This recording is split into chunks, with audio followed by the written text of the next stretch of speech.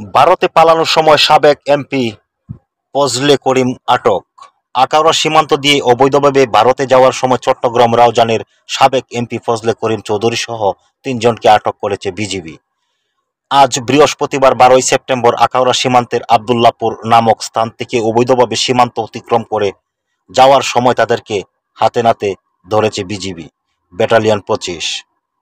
আটককৃত অপর ব্যক্তিরা হলেন আখাউড়া নূরপুর এলাকার মেম্বার মোহাম্মদ হান্নান মোল্লা এবং আখাউড়া স্থানীয় বাসিন্দা ও মানব পাচারকারী চক্রের সদস্য মোহাম্মদ নাইম চৌধুরী।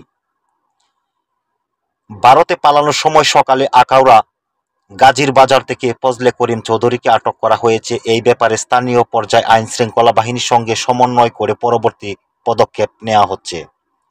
উল্লেখ্য, গত ৫ আগস্ট ছাত্র জনতার তীব্র আন্দোলনের মুখে আওয়ামী লীগ সরকারের পতনের পর থেকেই আত্মগোপনে ছিলেন ফজলে করিম চৌধুরী।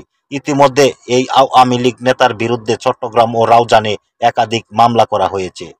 বর্তমান সময়ে ভারত বাংলাদেশের সীমানায় চলছে কড়া হুঁশিয়ারি। বিএসএফ এবং বিজিবির মধ্যে চরম উত্তেজনা। আপনারা কেউ অবৈধ পথে ভারতের ভূখণ্ডে প্রবেশ করবেন না।